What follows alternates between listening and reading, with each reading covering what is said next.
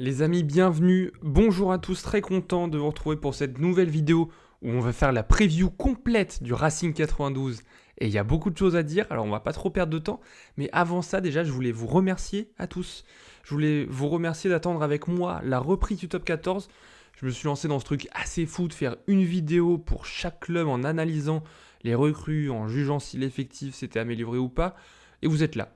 Vous suivez cette série de vidéos, donc merci pour ça. Et d'ailleurs, pense à t'abonner pour pas rater les vidéos suivantes. Allez, ça c'est dit, on va pouvoir passer au bilan de la saison du Racing 92. Le bilan de cette saison, donc elle a commencé très très bien. Le Racing a démarré en boulet de canon, il prenait des points à chaque match, chaque déplacement. Ils ont fait 6 victoires en 8 matchs quand même pour démarrer la saison. Première place du top 14.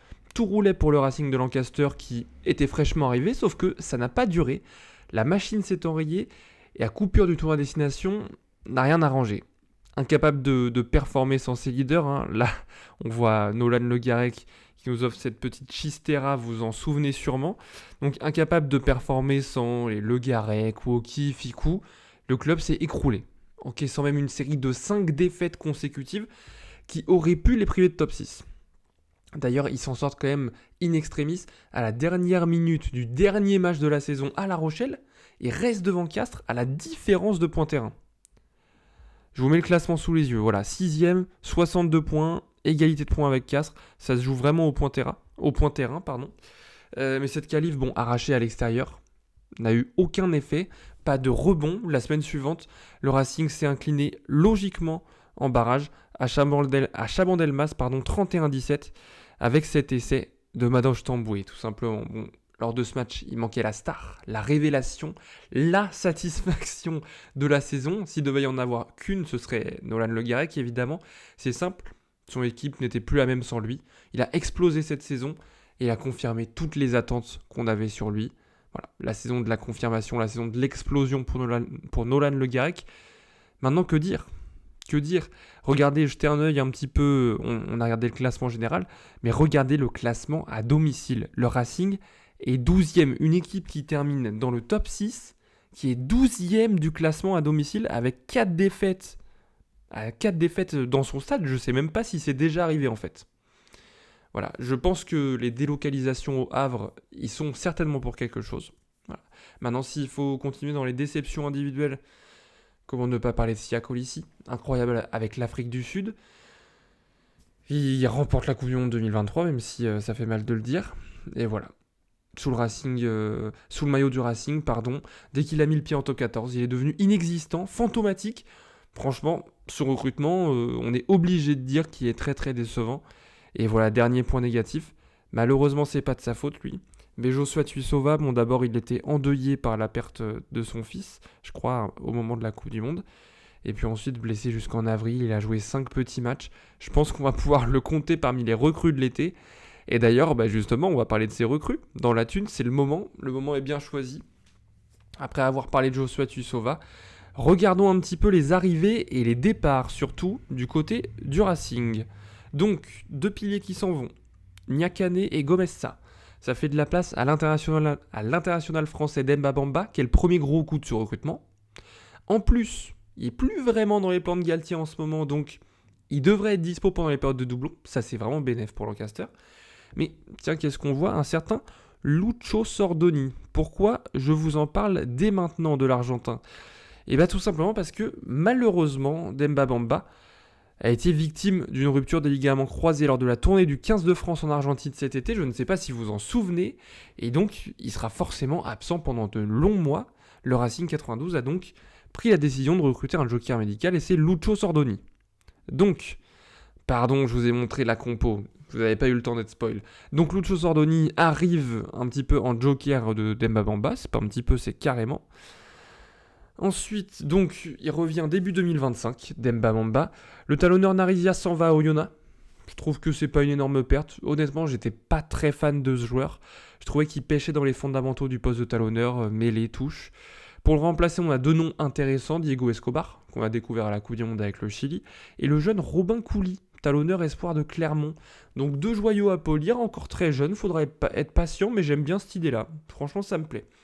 Ensuite, en deuxième ligne, le gros recrutement avec Romain Taofenois, la deuxième grosse recrue de ce recrutement du Racing. Romain Taofenois, qui va venir largement densifier le pack, car en face, on voit qu'en face, c'est Polognati qui part. Donc, on est largement sur une amélioration en termes de qualité de joueur. Il va amener toute son expérience. C'est ce genre de papa qui peut faire du bien au pack du Racing, honnêtement. Hein. Je pense que on peut peut-être un petit peu sous-estimer son apport. En troisième ligne, beaucoup de départs. Chouznou, Loré et Kamika pour une seule petite arrivée. Attention, là, c'est vraiment déséquilibré. En plus, c'est 3 joueurs qui jouaient, qui avaient du temps de jeu. Chouznou, Loré, Kamika. Donc, la petite arrivée, c'est Daïmani. Je ne sais pas si ça se prononce bien comme ça. Le Sudaf arrive un petit peu seul pour compenser les 3 départs. L'arrivée est franchement intéressante. Gros talent qui vient des Stormers, puissance, explosivité. Il va vraiment faire du bien au pack du Racing. Après, attention, il y a un gros dossier en suivant. Il y a un gros dossier. Sia Colissi qui a annoncé qu'il ne... Oh là là, pardon, je m'en mêle les pinceaux. Sia Colissi qui a tout simplement annoncé qu'il voulait partir du Racing. L'ami Sia Colissi, qu'est-ce qui se passe? Il a annoncé qu'il voulait quitter le Racing 92 et puis qu'il voulait retourner en Afrique du Sud. Les Sharks, eux, ils sont chauds, hein, les Sharks d'Urban. Mais ils n'ont pas trop les moyens de payer son indemnité de transfert. Donc on en était resté là. L'affaire était un petit peu au point mort. Et a priori, un homme d'affaires américain serait prêt à payer les 900 000 € d'indemnité pour libérer le joueur. Donc c'est assez fou comme situation. On va suivre ça de près, il n'y a rien qui est fait. Mais en tout cas, d'après ce qui est sorti, en tout cas, on a très peu de chances de le revoir sur le maillot du Racing. Pour compléter le recrutement, on a Labarbe, espoir de Bayonne, on a Lancaster, le fils du coach, ça c'est assez marrant. Sam James qui a passé toute sa carrière à Sale, centre très costaud, donc pourquoi pas. Ça peut être vraiment intéressant comme recrutement. Mais surtout, on termine par la star du recrutement, celle que vous avez vue sur la miniature, Owen Farrell, qui débarque en top 14, les amis. Pas besoin de le présenter. Ouvreur des Saracens et de l'Angleterre, énormément d'expérience, joueur de légende, pour l'image c'est énorme. Mais désolé, moi j'y crois pas. J'y crois pas à ce recrutement. Je suis désolé. Je sens le recrutement bidon comme Sexton il y a quelques années. Je vois déjà se blesser. En vrai, franchement, je veux pas être pessimiste. Mais je pense qu'il va faire une dizaine de matchs, c'est tout. Cette saison, ouais, une dizaine de matchs. Allez, 12-13 matchs, pas plus. Je suis désolé. J'y crois pas du tout à ce recrutement. Je pense que ça va faire pchit. Donc pour finir sur ce recrutement, honnêtement, il y a quand même des stars, on va pas se mentir. On a parlé de Sia Colissi juste avant. Bon, j'ai un tout petit peu peur sur la profondeur en troisième ligne.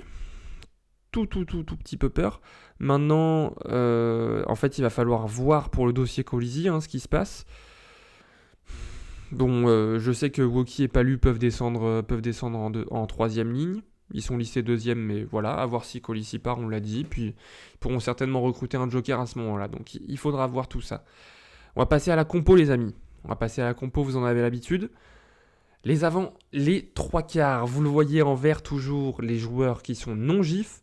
Vous voyez qu'ils ne vont pas être embêtés. Ils ne vont pas être embêtés au niveau des joueurs non-gifs. Nos amis du Racing. J'ai mis la première ligne Colingard, Chat, Laclaya avec des petites options. Peut-être qu'au talon, Yannick Tarit pourra en cours de saison passer devant Kamisha. Pour l'instant, je laisse Kamisha devant. On l'a dit que Demba Bamba est blessé. Pour moi, ce sera quand même le pilier, le taulier à ce poste-là, de pilier droit. Il sera certainement devant Thomas Laclaya. Mais sachant que Laclaya va jouer toute la première partie de saison, je le mets plutôt dans le 15 titulaire parce qu'à mon avis, à la fin de la saison, il aura plus de matchs que Demba Bamba. La deuxième ligne, Woki Taofenois. Il y a aussi un Will Rollands qui pourra se glisser entre ces deux-là. Il peut jouer 4 et 5.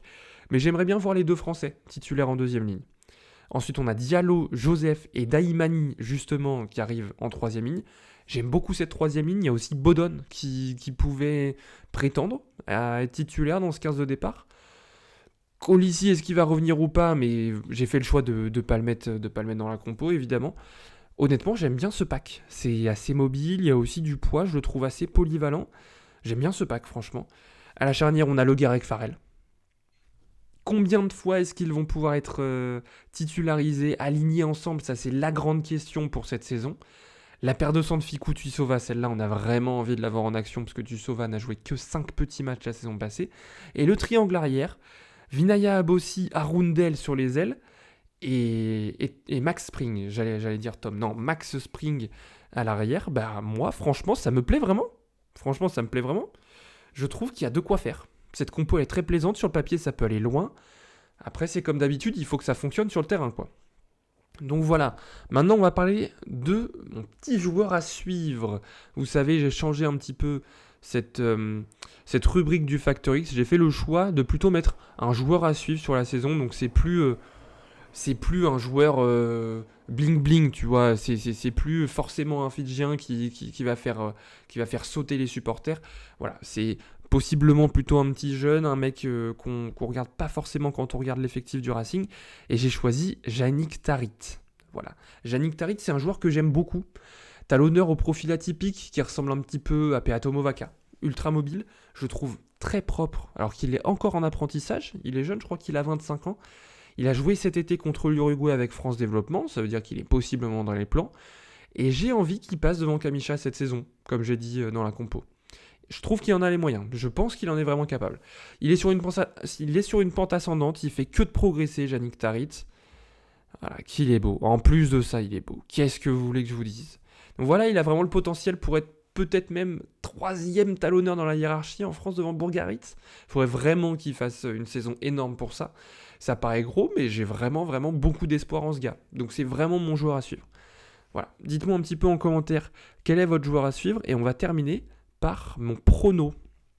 Mon prono, si vous avez regardé la vidéo de La Rochelle, vous savez que j'ai également changé un petit peu cette rubrique, en tout cas amélioré, parce que je vais vous donner un pronostic du classement du Racing. Bon, les années se suivent et se ressemblent pour le Racing. Sur le papier, c'est assez énorme. Maintenant, dans les faits, ça se qualifie pour le top 6 quand même, mais ric-rac. Je les mets 6e, dernier qualifié. Comme d'habitude, certains joueurs vont décevoir. Farrell, clin d'œil. Lancaster a un petit peu galéré à s'installer la saison dernière, donc à voir. En fait, je trouve que c'est un club qui est moins stable que ceux que je vais mettre devant eux. Le président va sortir une saucisse dans la presse. Une semaine sur 2, ils ne savent pas dans quel stade ils jouent parce qu'il y a Taylor Swift en ville. Donc voilà, bref, c'est le Racing, en fait, on y est habitué. Mais ça accrochera les phases finales, mais pas plus pour moi. Voilà. Merci beaucoup d'avoir regardé cette vidéo en entier. Je vous laisse avec cette pluie de stars. Like et abonne-toi. Je vois beaucoup de gens qui regardent mais qui ne sont pas abonnés. Donc abonnez-vous pour ne pas rater les prochaines previews. Et on se dit à demain. Merci beaucoup, bonne soirée. À demain.